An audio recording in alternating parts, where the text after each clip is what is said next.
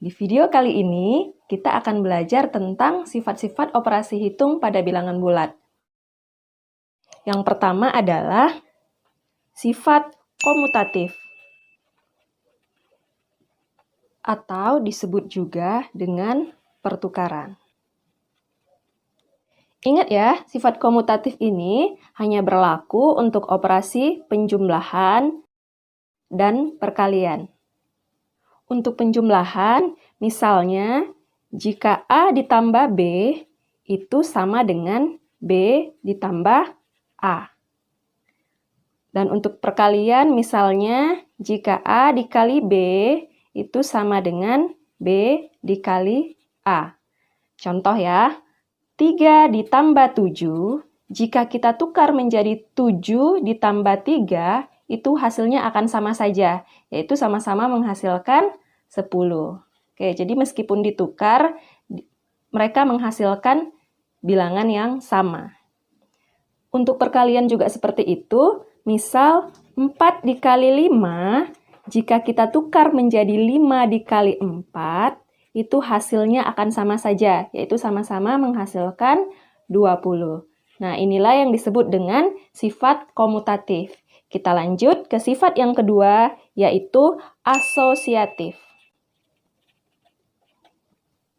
Sifat asosiatif ini disebut juga dengan sifat pengelompokan. Sama seperti sifat komutatif, sifat asosiatif ini hanya berlaku untuk operasi penjumlahan dan operasi perkalian.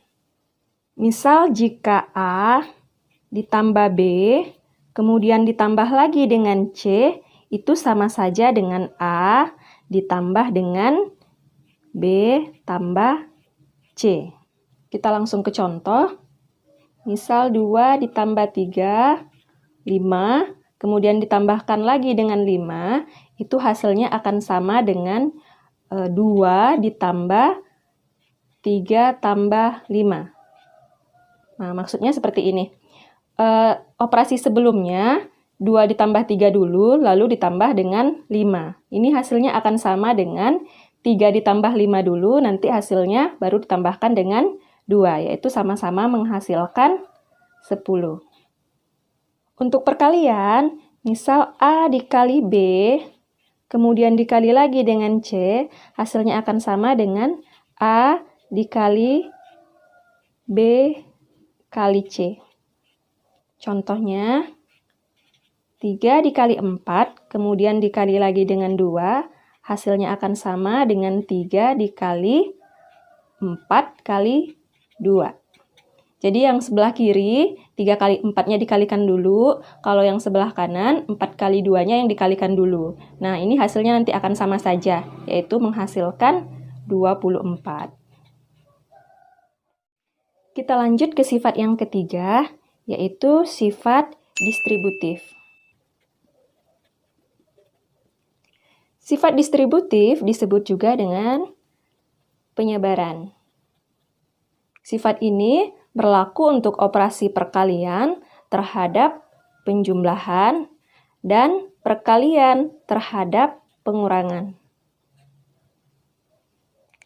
Misal, jika A dikali B ditambah C, ini hasilnya akan sama saja dengan A kali B ditambah A kali C. Untuk perkalian terhadap pengurangan, itu hampir sama.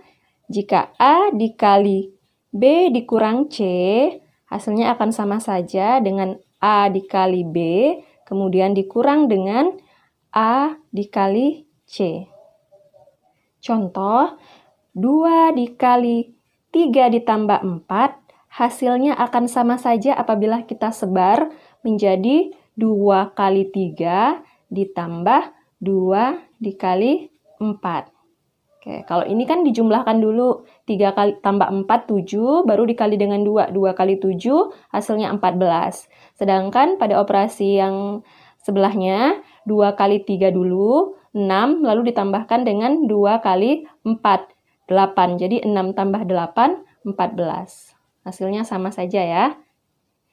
Contoh untuk perkalian terhadap pengurangan, misal 3 dikali 4 dikurang 2, itu sama dengan 3 dikali 4 dikurang 3 dikali 2. Yaitu sama-sama menghasilkan 3 dikali 4 dikurang 2, 2. Jadi 3 dikali 2, 6. Itu sama saja dengan 3 dikali 4, 12. Dikurang 3 dikali 2, 6. 12 dikurang 6, itu sama dengan 6.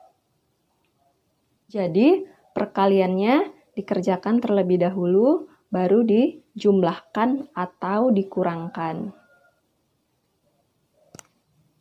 Sifat yang keempat adalah unsur identitas. Untuk penjumlahan, unsur identitasnya adalah 0.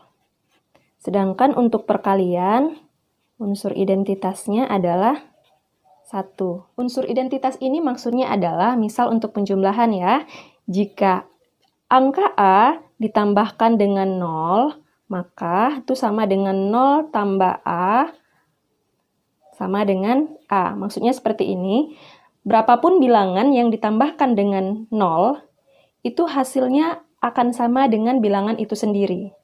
Oke, contohnya misal 3 ditambah dengan 0 itu sama dengan 0 ditambah 3, hasilnya akan sama dengan angka sebelumnya yaitu 3. Untuk perkalian juga seperti itu, berapapun bilangan yang dikalikan dengan 1 itu akan menghasilkan bilangan itu sendiri. Jadi A dikali 1 sama dengan 1 dikali A sama dengan A. Untuk contoh, kita misalkan 3 dikali 1 itu akan sama dengan 1 kali 3 dan akan sama dengan 3. Cukup jelas ya? Terima kasih sudah menonton.